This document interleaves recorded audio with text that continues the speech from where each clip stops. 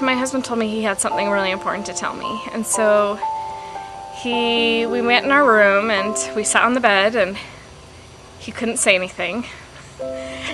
And I started asking him questions. The only thing he said was, "Boy, this is harder than I thought it would be." And I said, "Well, what's going on? Did you lose your job?" No, it's nothing like that. Well, are you dying of cancer? Because he lost his mom to cancer when he was 13. And so I just started freaking out, and I tend to have anxiety anyway, so I started pacing the floor because I was like, what is so traumatic that he can't even get the words out? It just started really stressing me out. So finally I said, well, maybe if I turn around it'll be easier. So I turned my back to him, and he finally was able to say, "I'm gay." And I started to laugh. Just said, "Oh, I'm glad you didn't lose your job and that you're not dying of cancer."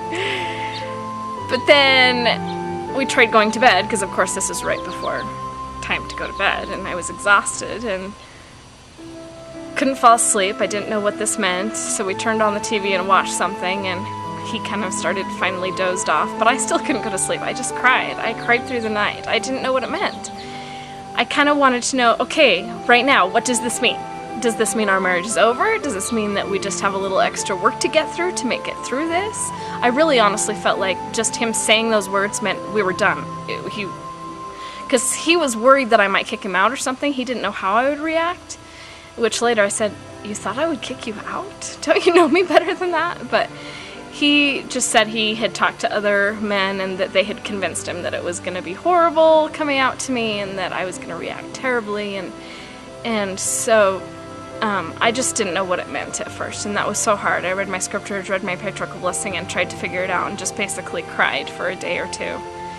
I thought we had a really good marriage. I mean, we had troubles just like most marriages do, with finances and kids and things that come up. But it wasn't until after 13 years of marriage that when my husband came out to me as gay that the problems seemed to begin. And at first it actually was really good. It wasn't, we kind of went through a second honeymoon phase, and I thought, boy, maybe we can make this work. The night he came out to me, he gave me a book called No More Goodbyes, written by Carolyn Pearson, who was also once married to a gay man and is also LDS. And that book just touched my heart. And there's a place in the book where she talks about how she and her husband felt like they maybe had a calling in life to let people know more about this and to help acceptance of gays. And I just felt so strongly that that was my calling too. And it just hit me so hard, and yet it was such a hard time for me in my personal life and reevaluating what my marriage was going to be, that to have this other thing come upon me that I needed to be a gay rights advocate when I had really never thought about this at all.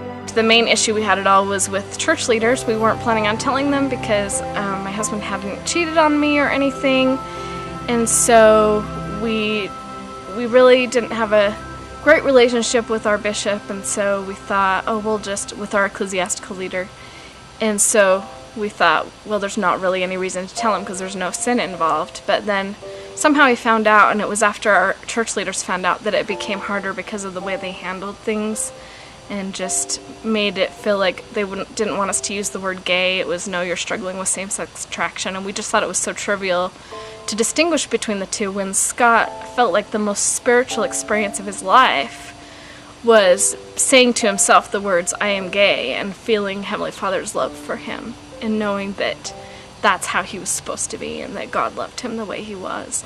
And so for our church leaders to not want him to use that word was hard on him, because that spiritual experience came in relation to using the word gay, even though he wasn't living the gay lifestyle. But then things got harder. He kind of drifted from the church, and at first I blamed our leaders for it, and I think that took a toll on our marriage more than anything, was the fact that he kind of separated himself more and more from the church. And then we found out we were expecting a baby, which we weren't planning on doing at all, and that threw him for a huge loop. He just hit a depression that I've just never seen him that depressed. And I thought it would be harder on me because it was my body that had to go through it, and pregnancy was so hard on me. but for some reason he handled it even worse than I did. And so that even made a physically miserable pregnancy even worse, emotionally and mentally, as he started letting go of me and saying, I really need some sort of interaction with men. Do you care if I cuddle with some of our friends if they're willing to just get some male touch? And so I said, okay, that's okay, but that was so hard on me. Harder than I thought it would be. Just every little step just hit me so much harder, and not knowing where my life was going and not wanting to let go of my marriage. I didn't want to let go of it. I wanted to make it work. I wanted us to be the ones that could make it work and be these vocal spokespeople that understand and maybe encourage people to not go the same direction we did, but still that we could be supportive together through the whole thing, especially with our 5 children. Eventually, though, by the time our new baby was a month old, Scott made the very, very difficult decision to write a letter to me and express every feeling that he's much better in writing than in person, and express the fact that he couldn't do it anymore, that our marriage was over. And at that point he moved downstairs. So we were separated with him in the basement for like a year. And then things became harder again, just with different issues. Moving out seemed like the best option, even though it was so hard. I just thought my heart was gonna break watching him walk out the door after he'd packed up his stuff and drive away. I knew I would see him again, but somehow I felt like I wouldn't see him again. And it was so hard, like this feeling of homesickness, like you never can imagine having any worse homesickness than that. That's the only way I can think to describe it.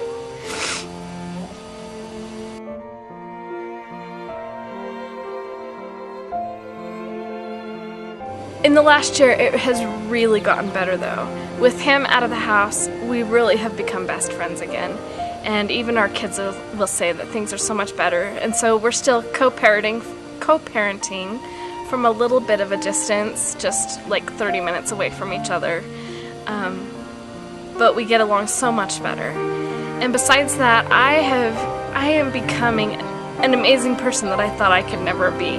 I have always been so codependent, and so my anxiety issues have always been strongest when I've been like alone by myself or something like that. And so to have this happen and to fear that I would someday be alone was just so frightening to me. And yet I'm facing that reality. I can handle it, and I'm learning to be more independent and so much stronger than I've ever been.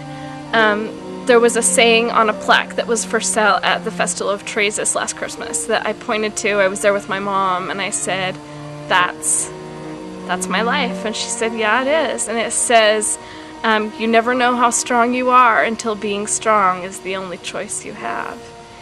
And so I've learned to be strong, and it does get better. And that doesn't mean that every day is perfect, because I have my days when I don't want to get out of bed.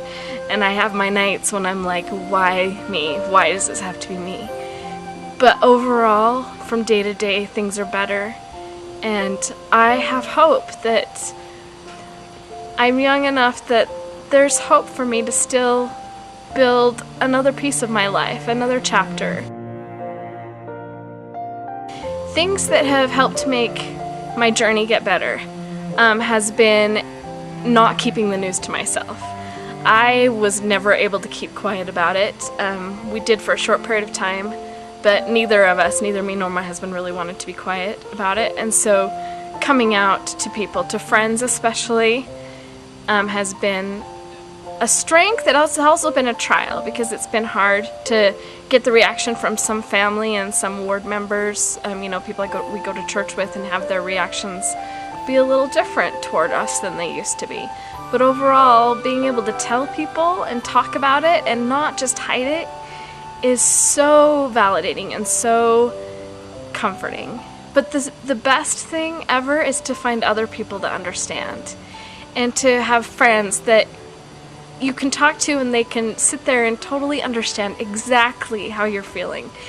when everyone else is just kind of shaking their heads. What? You live in separate places and you're going out to dinner for your anniversary? How can you be separated and planning to divorce and still be such good friends? Out there in the world, people are so confused about how our relationship even works. And yet these people that are going through the same thing completely understand. And it's so amazing to have people that just completely and totally understand. It gets better, I promise.